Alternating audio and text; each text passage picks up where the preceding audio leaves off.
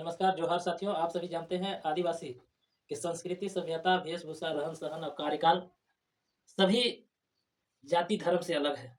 आदिवासी की अपना पहचान है, अपना संस्कृति है, अपना सभ्यता है। हर तरह के संस्कृति, सभ्यता और अपना-अपना कार्यकाल अलग-अलग है और आदिवासी सिर्फ समाज को संरक्षण के लिए ही लड़ाई लड़ता है। अभी भारत में धर्म के लेकर के, रिज़र्व के लेकर के बहुत सारे अफ़वाहें चलाई जा रही है और साथ ही साथ अभी जो कोर्ट के निर्णय आया है, कोई व्यक्ति अगर धर्म परिवर्तन करेंगे तो उसे रिजर्व कोटा से रिजर्व से बाहर कर दिया जाएगा। इस तरह की तमाम बातें हैं। तो मैं आप सभी के बीच साझा करना चाहता हूँ, आदिवासी को अपना कोड नहीं है। ना जनगणना होता है तो आदिवासी को कॉलम दिया जाता है। क्या आदिवासी को किस कैटेगरी में रखना चाहते हैं? और आदिवासी को अगर जो कैटेगरी में रखना चाहते हैं, उस पर क्यों टिप्पणी नहीं किया जाता है? और आदिवासी पर ही क्यों इतना बड़ा टारगेट लिया जाता है? भले ही धर्म परिवर्तन लोग कर लिए, लेकिन उसमें विशेषकर संविधान के अनुकूल देखा जाए, तो संविधान में निश्चित रूप से लिखा है कि आप किसी भी धर्म में आप जा सकते हैं।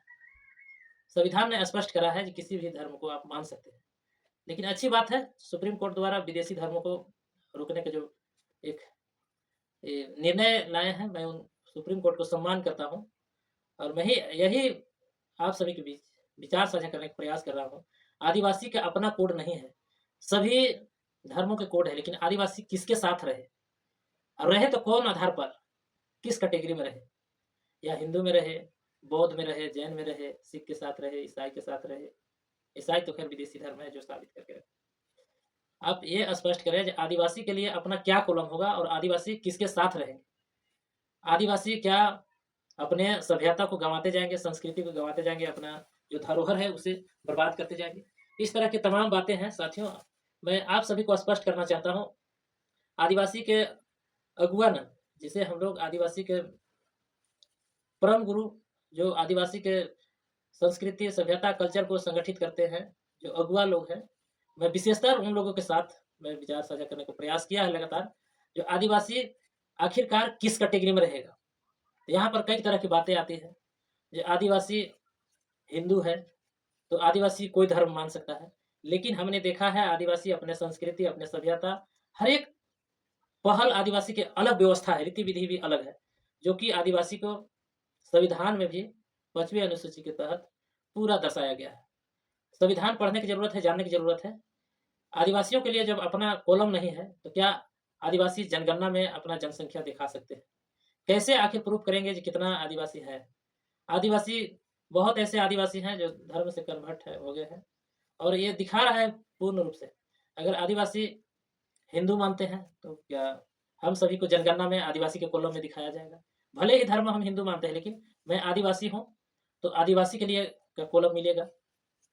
अगर मैं बौद्ध धर्म मानता हूँ, तो क्या आदिवासी का कॉलम मिलेगा? मैं किसी भी धर्म को मानता हूँ, अगर मानूँगा, तो हमारे लिए क्या अलग कॉलम मिलेगा? कि हमें ज़बरदस्ती इस धर्म में हमको रहने का ही मजबूर किया जा रहा है। आखिरकार आदिवासी किसके साथ रहेगा? आदिवासी के अपना सभी संस्कृति, सभ्यता, रहन-सहन, वेशभूषा और देश का अपना पहचान है। आदिवासी इस देश को मालिक कहे जाते हैं। कई ऐसे सोशल मीडिया, प्रिंट मीडिया और लिखित रूप से दिखाया गया है कि इस देश के मालिक सिर्फ़ आदिवासी ही हो सकते हैं और आदिवासी ही मालिक है। लेकिन आदिवासी भोले-भाले ग्रामीण क्षेत्र में रहने वाले जंगल में निवास करते हैं ज़्यादातर। आदिवासी अपने संस्कृति, सभ्यता का संरक्षण करने में ज़्यादा ख़्याल रखते हैं। आदिवासी अपने समाज को दुरुस्त करने में, मजबूत करने में हमेशा लगे हुए रहते हैं, अपना संस्कृति, सभ्यता के साथ, लोगों के साथ जुड़े हुए रहते हैं। क्या आदिवासी के अपना रास्ता क्या होगा? और आदिवासी किसके साथ रहेंगे? और आदिवासी को चलने के लिए, उनको इकट्ठा करने के लिए, गिनती करने के लिए उनको कॉलम दिया जाएगा। इस बार जो जनगणना होगा तो आदिवासी को कैसे पहचाना जाएगा? जनगणना में आदिवासी के लिए एक अलग कॉलम होना चाहिए, जो कि आदिवासी दिखे। जिस तरह से सभी धर्म दिखता है, उस तरह से आदिवासी भी दिखे। भारत में बहुत ज़्यादा संख्या में आदिवासी हैं, जो कि जो अभी यहाँ पर गिनती नहीं किया गया है। स्पष्ट रूप से नहीं बताया गया है कि आदिवासी कितने हैं, क्योंकि आदिवासी के पास परिसंपत्ति बहुत ज़्यादा है और आदिवासी का अपना कॉलम नहीं रहने के कारण आदिवासी इधर-उधर भटक जा रहे हैं। अगर आदिवासी का अपना कॉलम रहे, अपना स्थान रहे, तो आदिवासी अस्थायी रहेंगे। जिस तरह से षड्यंत्र किया जा रहा है, आने वाला समय में जो आदिवासी के रिज़र्व है, रिज़र्व कोटा है, ये भी खत्म कर दिया जाएगा।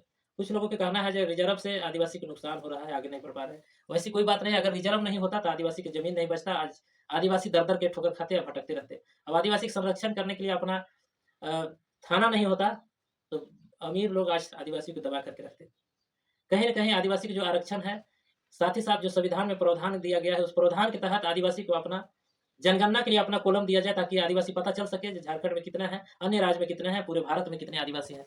तो मैं अपील करना चाहूँगा, ये जनगणना जो अभी होगा आने वाला समय में, वो जनगणना में, उस जनगणना में आदिवासी के लिए अपना एक कॉलम दिया जाए और आदिवासी किसी धर्म में सम्मिलित नहीं होगा। हमें पूर्ण रूप से भरोसा है। माने हालाँकि हर एक धर्म में लोग मानते हैं, कुछ लोग हिंदू मानते हैं, कुछ बौद्ध मानते हैं, कुछ जैन, इस तरह के लोग मान लेते हैं। लेकिन अगर आदिवासी का अपना कॉलम रहेगा तो कहीं न कहीं आदिवासी संरक्षण, सुरक्षित और सबको साथ रहेंगे, और जिस तरह से अन्य धर्म वाले जी रहे हैं, उसी प्रकार आदिवासी भी एक अपना समूह बना के रहेंगे। ये मैं आपको सभी के बीच इसलिए स्पष्ट कर रहा हूँ, ये आदिवासी की संस्कृति, सभ्यता और वेशभूषा, भाषा भी अलग है, रहन-सहन भी अलग है। ये किसी से मिलता-जुलता नहीं है। आदिवासी के जो फसल नस्ल है वो भी अलग है। नस्ल से भी देख के पहचान सकते हैं आदिवासी कैसे हैं, किस तरह से रहते हैं और कौन है।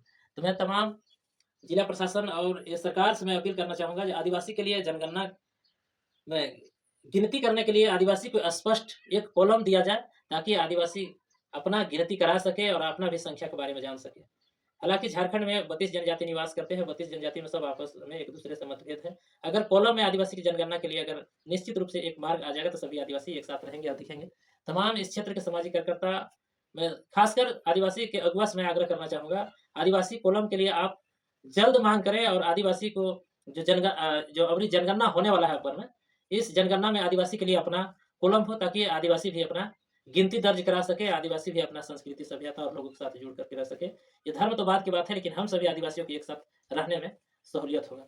तमाम जानकारियाँ के लिए हम सभी आदिवासी एकत्रित हो रहे हैं, लोगों को जोड़ने के काम कर रहे हैं। हम सभी किसी धर्म के ठेस नहीं पहुँचाते हैं, किसी पर टिप्पणी हम लोग नहीं करते हैं, लेकिन हम सभी को जीने, चलने और एक साथ रहने के लिए एक अलग कॉलम दिया जाए, ताकि जनगणना हम लोग कर सकें और गिनती में दिख सके कि हम सभी आदिवासी कितना संख्या में है। अगर हमारी संदेश आप सभी को अच्छे लगे, तो इस संदेश को आदिवासियों तक, जन-जन तक पहुँचाने का प्रयास करें और गिनती के लिए अलग से कॉलम दें। मैं विनय सिंह चेरो, चेरो आदिवासी महासभा प्रदेश अध्यक्ष झारखंड, जोहार।